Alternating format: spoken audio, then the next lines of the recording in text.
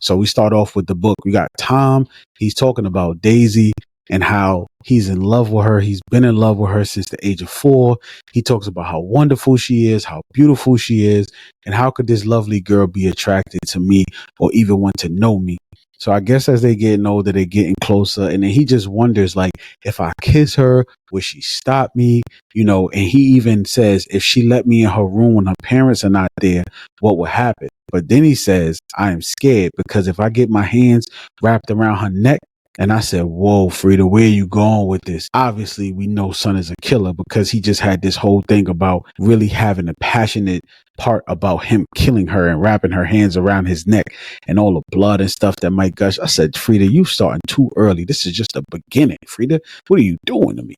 So we opened up with Sydney on a date with Kevin, a dude she met from a social media dating website called Singe, not to be confused with Hinge. I see what you did there, Freida. You ain't trying to get sued. So she basically, when she meets up with this guy, Kevin, she basically says she got catfish just a little bit because she brings up like the dating app profile with Kevin and she sees like, yo, this ain't the same dude that was in these pictures. My son didn't technically catfish her because it was Kevin, but those was older pictures that he had in his profile. You know how it is. You take pictures from back in the day. You don't look like that now. So that's what Kevin did. It was him, but it was past him. So she looking at the pictures like, yo, this don't look like you. This look like you back in the day. So she like Kevin. So the whole time at dinner, she was calling him old Kevin and new Kevin, which I thought was funny. She like, all right, it don't matter anyway, because I'm about to get the 20-minute phone call from, the 20-minute call that your friend give you to make sure you get that bailout call. So she like, yo, I'm waiting for my best friend to call me, Gretchen. And like, once she give me the call, I'm just going to bail on son because I ain't even really feeling the date anyway. So they chilling and Kev is feeling himself. Kev is one of them dudes that you be thinking like, yo, why are you like this? He be trying to get her in this pyramid scheme where he like, yo, you can make more money than you do as an accountant. How you pitching a pyramid scheme to a girl that you just met on the first date? And she's an accountant. So she like, and they live in New York City. Obviously, Frida loved that New York City setting. So they out at dinner, like I said, and he's pitching her a pyramid scheme. And she like, yo, why would you want to sell me a pyramid scheme? That's what it sounds like you trying to sell me. He like, nah, why would you want to make money? You can make a couple of sales a year and be sitting up in your favorite places versus working at an accounting firm. And she like, nah, I'm good. You ain't about to get me with that. And then he threw a tidbit in there.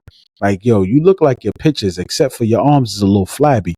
I'm like, this dude got the nerve to be talking about her when he got old pictures. And I know when she read it, when she was talking about it, she was flabbergasted. She like, I don't got no fat on my arm. Like, what you mean my arms is like this? So I'm like, yo, Kev is wild.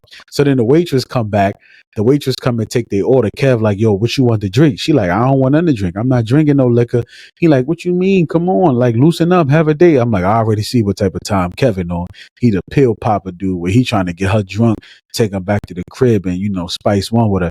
She like, nah, I'm good. I'll just take a Diet Coke. He like, yo, you sure? She like, I'm good. So he like, yo, I'll just take a beer. As the lady's walking away, he tell her like to her face while Sydney is looking, yo, her arms is good. Like she got nice arms. I'm like, yo, this dude is on one right now. So further into the date, my boy Kevin is on one. He's scarfing down wings. She like, yo, I tried to tell him about the sauce on his mouth one time.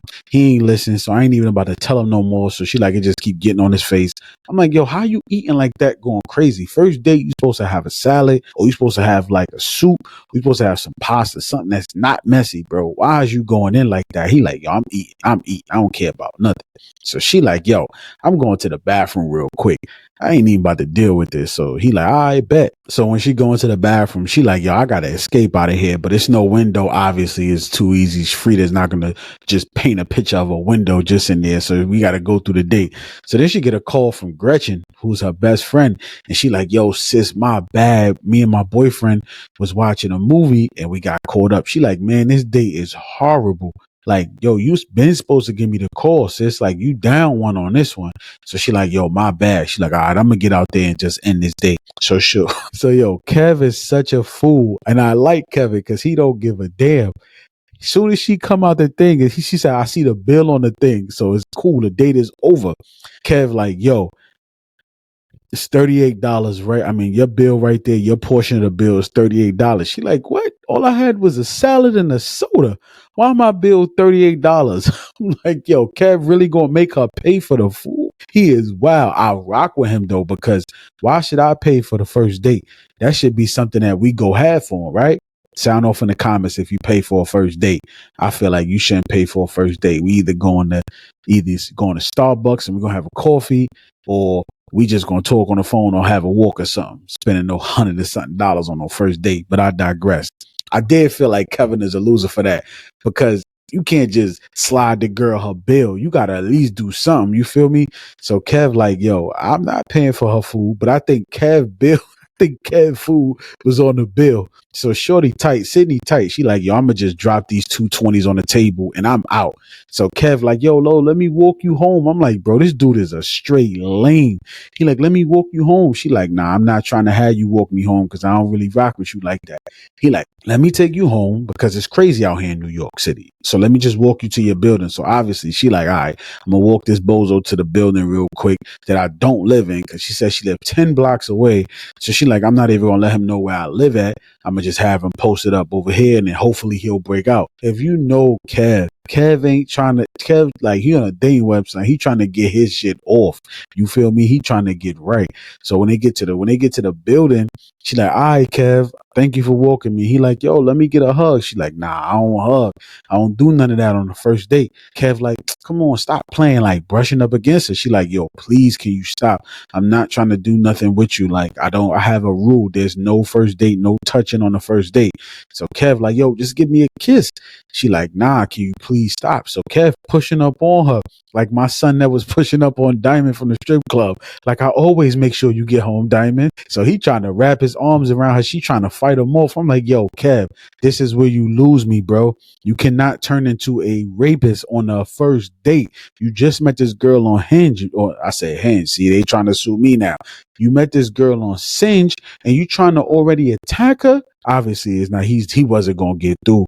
You see this mystery dude come out of nowhere and say, "Hey, what are you doing?" And then that's when Sydney knee my son in the balls. He dropped to the floor, back up. He dude like, yo, get away from her. And then Sydney like, yo, I can't believe I hit a man in the balls, but I'm glad that joint actually worked. So son Kev trying to teeter away. I'm like, damn, Kev, I was rooting for you till you tried this lame ass shit. Excuse my language. You tried this lame stuff, man. You can't just be out here taking it from girls. So Sydney, she meets this mystery man. They kind of lock eyes. He help her up off the floor. They lock eyes. They kind of, not love at first sight, but they was attracted to each other when they first looked at each other, the way Sydney explained it. After that, she just let son walk off. She ain't say nothing to him.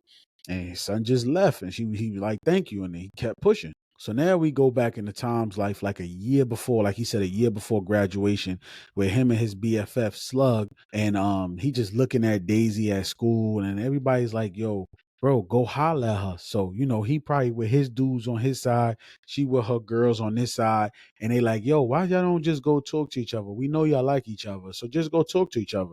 So she finally come over there and asks him, can he walk her home? So as he's walking home, as he about to walk her home, her homegirl Suzanne come out of nowhere, super cop blocker. I said Suzanne, her best friend Allison come out of nowhere. Daisy best friend Allison come out of nowhere and tried to tried to cut my son's wisdom. Like, what's wrong with you? Why do girls be doing that? So, but obviously she probably should have did this one for this dude. So she like, nah, son gonna walk me home, whatever, whatever. So as they walking home, she like, yo, I like you. Like, you know what I'm saying? Daisy is telling Tom, like, I like you. So, I don't know what you're gonna do with that. And Tom just like, yo, what? Like, you like me? Okay. Like, I'm like, Tom, bro, you don't get the hint, bro. She telling you that she like you. She confessing to you that she like you, bro. So why you just don't just tell her that you like her back? Because you know why he can't tell her? Because all this fool is thinking about is her neck and how her veins is connected and how skinny her neck is and how the blood would gush if he do this and he do that. I'm like, bro, you are a complete bozo. Stop thinking about her neck and think about them buns. Like, simple. Get off the neck unless you get in neck and think about the buns. You wildin'. Stop thinking about killing her before you get that ass. I digress. So I'm like, yo. So then Tom realizes he said some wild stuff right before the chapter ends. He like, yo, the last girl that kissed me, only me and her know. And then he says, well, only I know now. I'm like, what? Remember what I just said? He said, the last girl that kissed me, only me and her know. Well, only I know for now. And I'm like, what? So obviously you can't just say that and not have me go to the next chapter. This is what Frida do though. She draw the reader in, and now you sitting there. You can't just go to the next. You can't just go wash dishes after that. You gotta finish reading, no matter if the wife tell you gotta wash dishes or not. You tell her like, "Yo, Freida McFadden said I gotta get to the next chapter. If I need to know what happened in the book, garbage gonna have to wait till later. I'll walk it to the next place." You feel me? So then we find out more about Tom and how he comes from abusive parents. His pops was beating on his mom's earlier in the year because he said like 6 months ago he had to call the cops on her, but son Tom pops was scared about the going to jail, so the moms denied it. You know how abuse is. So Tom is really not feeling his pops at all. But I digress. Let me go back.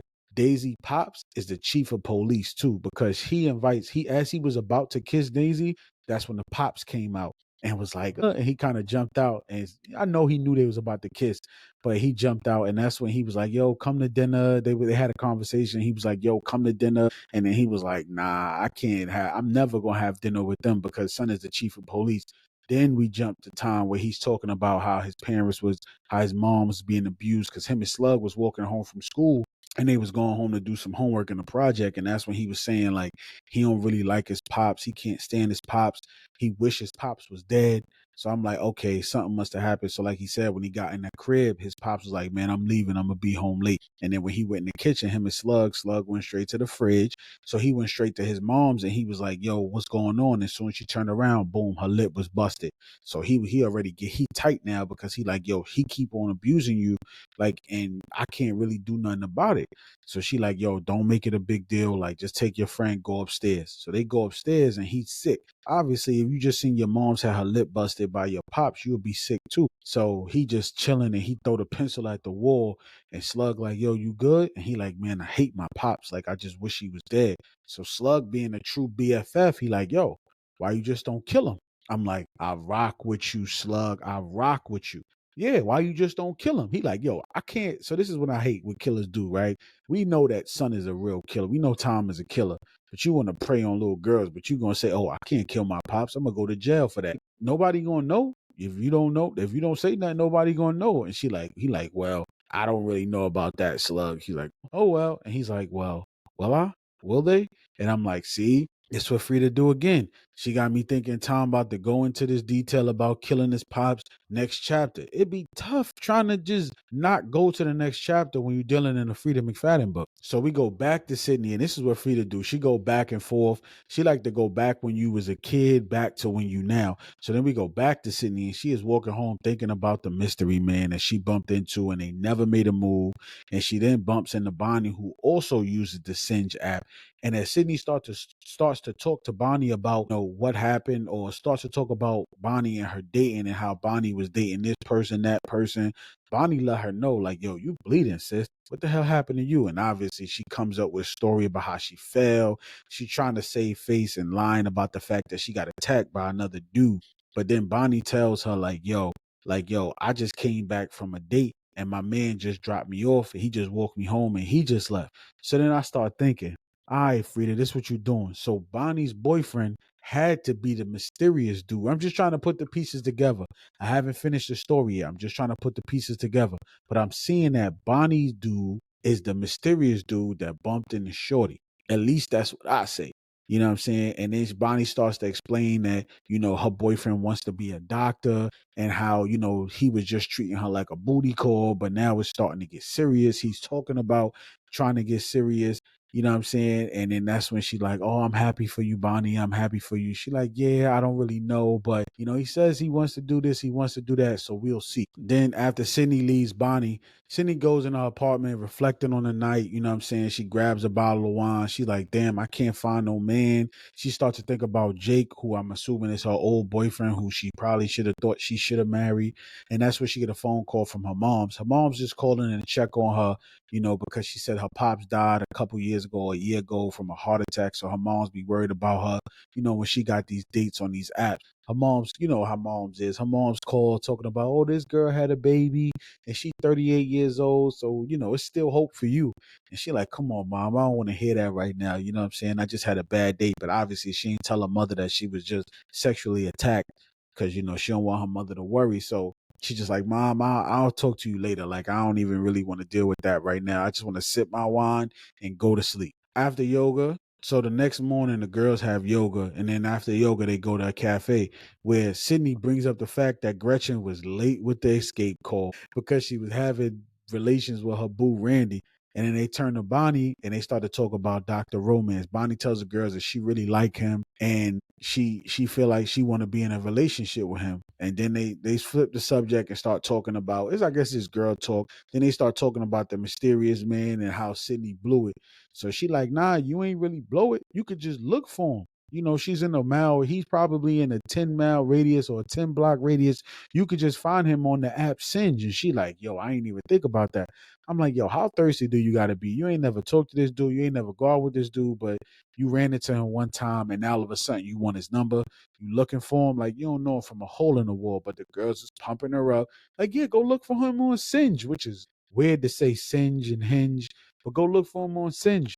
And she like, yeah, I should do that. Then as they leave the cafe, Sydney is going back to her crib, back to her apartment, and who is waiting for her at the apartment? My son, Kevin. He waiting on the stoop like, yo, Bonnie, can I talk to you for a minute? And Bonnie like, yo, I don't got nothing to say with you. Last night you violated me. Like you had me looking crazy. I told you to chill out, but you ain't chill out. Kev like, yo, chill. You my dream girl. Can we go upstairs for 5 minutes so we can have a conversation? And Bonnie like, yo, this is the dude? Nah, you got to back up, bro. I'm going to call the police on you if you don't back up. So he like, yo, I ain't even going to say nothing like chill. But he told old girl Sydney like, yo, you gonna be you gonna get yours now. And I'm like, damn, yo, he gonna try to pop out on Sydney and try to kill her because he like, remember you did this to me. Remember, well, not remember you did this to me, but remember me type ish. So then when they go in the building, she see Randy change him and Gretchen see no, not him and Gretchen, him and Sydney and Bonnie see Randy changing a light bulb, and then she like, yo, Bonnie, tell him I need some work in my apartment. And he like, yo, she like, yo, can you come over to the crib? And he like, yeah, I'll be over there later. I got some stuff to do around the apartment building, but I'll make sure. So as they get in the elevator, Bonnie like, yo, can you come over Sydney tomorrow? Cause I don't really trust Randy. She like, yo, that's Gretchen boyfriend. Like, I don't think he gonna do nothing to you. She like, nah, I don't really trust him. Like, he be looking at me weird. So can you just come over, please, make me feel more comfortable? And she like, yeah, because he be looking at me. I'm like, why is everybody in this book looking at each other crazy? But that was chapters 1 through 10, man. This book is getting juicier by the minute, like every pause. I don't even know why I say juicy. This book is getting better every chapter, and I see where they're going with the story, but I'll never trust Freida because she always turn up in a different light and had you looking crazy at the end. Before you know it, you don't know what the hell happened, and now you just messed up. But this is the boyfriend by Freida McFadden. I'm your host, Rod. Peace. To the next one.